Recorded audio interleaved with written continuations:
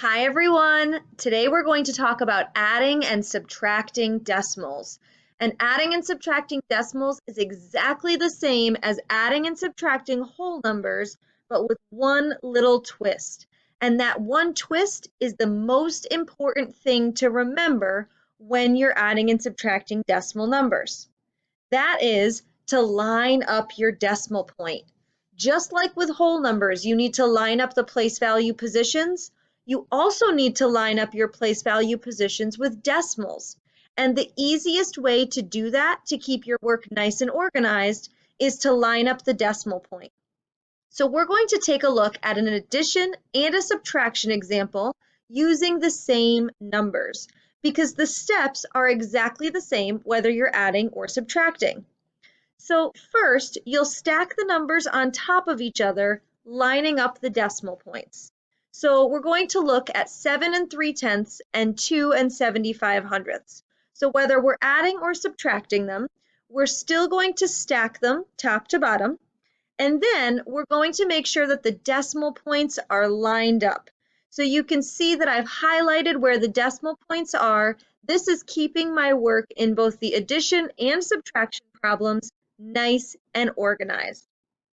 Then we'll fill in placeholder zeros so that we have the same number of digits in each decimal number.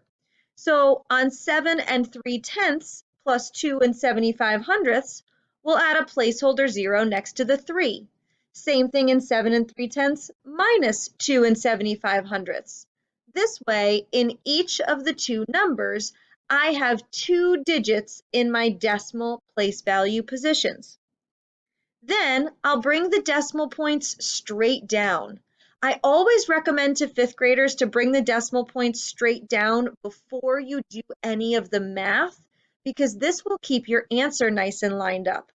So here I'll bring the decimal point straight down so that it's in the same spot in my sum and my difference spaces. Finally, we add or subtract just like we would if the problem was using whole numbers. So in 7 30/100 plus 2 75/100, I end up with 10 5/100. And in 7 30/100 minus 2 75/100, my final difference is 4 55/100. Let's take a look at some examples on paper so you can see what it will look like when you're given an adding or subtracting decimals problem. All right, so let's take a look at a couple examples, the way you'll see them set up on paper. So the first two examples I want to look at are two addition examples. So the first one is 2 85/100 plus 7 29/100.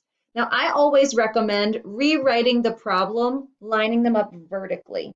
And the most important thing to remember is to line up your place value positions.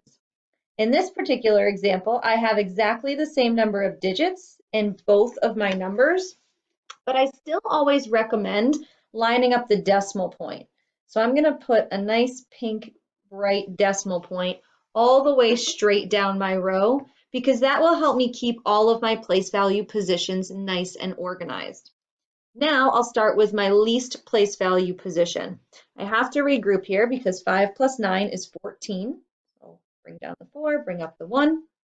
8 plus 2 is 10, plus 1 more is 11. So I'll put down the 1, again bring up the 1. And 2 plus 7 is 9, plus 1 is 10. So my final answer to this question is 10 14/100. Same thing I need to do with 3 14/100 plus 2 9/10. But this is an example where lining up the decimal points is going to be really helpful for you. Because in this particular example, I have 3 digits in my first number, but only 2 digits in my second number. I still need to be sure all of those place value positions are lined up. And when you see an open space in the decimal part of your question, I would put on a placeholder 0. Remember, we learned that adding a placeholder 0 at the end of a decimal number doesn't change its value. So 2 90/100 is still exactly the same amount as 2 9/10. We've just rewritten it in a different way so that we can now add or later on subtract from the hundredths place. So 4 plus 0 is 4. 1 plus 9 is 10. 3 plus 2 is 5, plus 1 is 6. My final sum for this question is 6 4/100.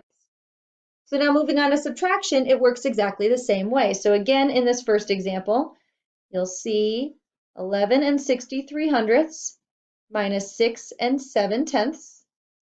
I need to line up my decimal points really carefully because this time I have 2 fewer digits in my second number than in my first. But I only really need to put in a placeholder in the hundredths place. You could put in a placeholder 0 in the tens place, but most often fifth graders choose not to because we know that we're not subtracting any tens from that 6 70/100. 3 minus 0 is 3. Now 6 minus 7, I'm not able to take 7 items away from 6, so I need to regroup and borrow here. 16 minus 7 is 9. And again, I can't do 0 minus 6, so I'll make that a 10, make this a 0. 10 minus 6 is 4. My final difference is 4 93/100. Now, this particular subtraction question is really going to show us why lining up those place value positions and using those placeholder zeros is important. So I have 0 7/10 minus 0 43/100. I'm going to line up my decimal points, and I'm going to start by, in my difference space, putting a decimal point right away. Now, the most common mistake fifth graders make is that they just drop this 3 down in the hundredths place. But you need to add that placeholder 0, because what that's really saying is that 7/10, which is the same as 70/100, is the amount we're starting with. And I'm taking away 43/100 from those 70/100, which means I'm not going to be left with a 3 in the hundredths place. Instead, I need to regroup or borrow.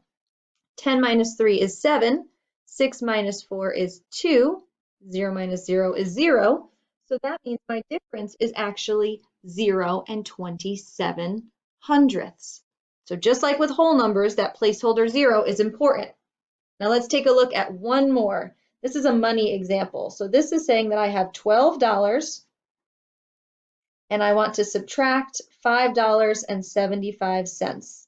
Maybe I'm getting change for something that I bought, or I have a coupon. Now I have 2 zeros. So I wanted to show you an example where we have to borrow across zeros. I know I can't do 0 minus 5. So I need to cross off and, in theory, borrow from this place, but I can't exactly borrow from this place value position because it's also a 0. So I need to borrow now instead from the 2. So here's what happens. The 2 becomes a 1, and this 0, becomes a 10. But I'm not subtracting the tenths place yet, I'm subtracting the hundredths place, which means I need to borrow from this 10 one group. So that's why this 0 really becomes a 9 in order to make this a 10. Now I can subtract 10 minus 5, which is 5. 9 minus 7 is 2. 1 minus 5 I can't subtract, but I can borrow and subtract 11 minus 5 to give me $6.25. And just for this example, I want to prove that by checking my work with addition.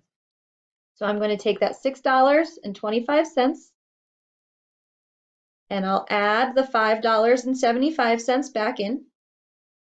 5 plus 5 is 10. 7 plus 2 is 9, plus 1 is 10. 6 plus 5 is 11, plus 1 is 12.